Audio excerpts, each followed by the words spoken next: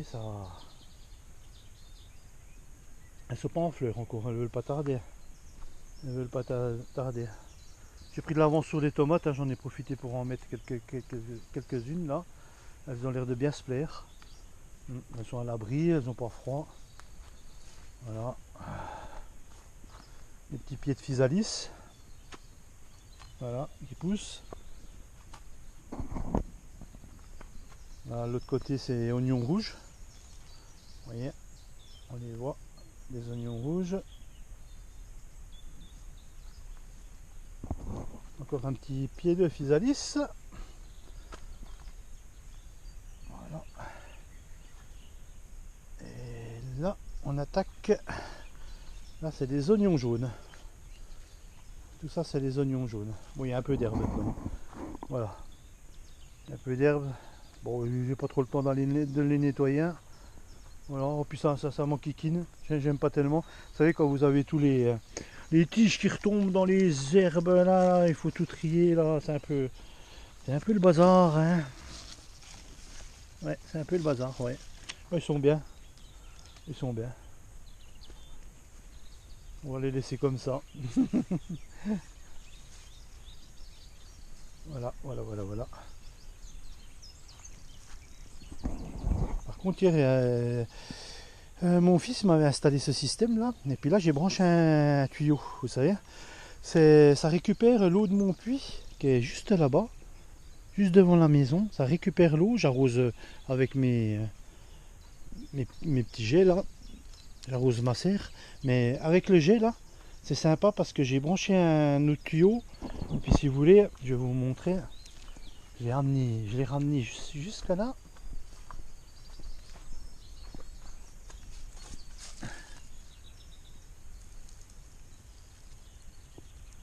La petite vigne.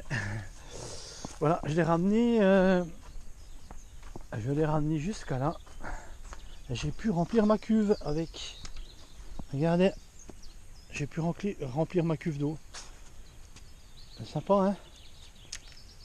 C'est sympa. Tout ça, c'est avec l'eau du puits, c'est le top, quoi. C'est le top. Voilà. Parce qu'il faut faire des réserves, hein. Là, cet été, s'il fait chaud, il vaut mieux avoir de l'autre côté, hein. De l'eau qui est stockée, et comme ça, on est tranquille, hein. Comme j'aurai mes tomates là, je vais pouvoir les arroser gentiment. Voilà, c'est sympa, hein. Voilà les amis, ce que je voulais vous montrer. Voilà le jardin au stade où il en est pour l'instant. Je vais me mettre ici, à côté de mon mirabellier là. Regardez les mirabelles. Ils étaient remplis de chenilles. Mon fils il a fait du produit, du moins il a pris de la rhubarbe qu'il a fait macérer. Après il a mis dans un gros pulvérisateur, vous savez qu'on tient, qu'on a dans le dos. Et puis il a tout arrosé. Vous voyez, encore on voit les chenilles, ils ont fait plein de. Autrement ils croquaient tout, quoi. Ils croquaient tout. Vous voyez, ils les mangent comme ça, regardez. Ils les mangent vertes. Ah puis voilà, ils mangent même le noyau avec. Vous voyez, ils les abîment, quoi. C'est dommage, quoi, parce qu'il y en a pas mal. Et puis alors là, il n'y en a plus une seule, hein, avec la rhubarbe. Il a mis 2 fois de la rhubarbe dessus, de la pulvériser. Elles sont toutes parties, hein, elles sont toutes mortes, hein. Même il a mis de la rhubarbe au pied, vous voyez, pour pas que s'il y en a qui sont par terre, qui montent encore, elles aiment pas, hein, elles aiment pas la rhubarbe, hein. C'est un très bon insecticide pour les chenilles, hein, voilà.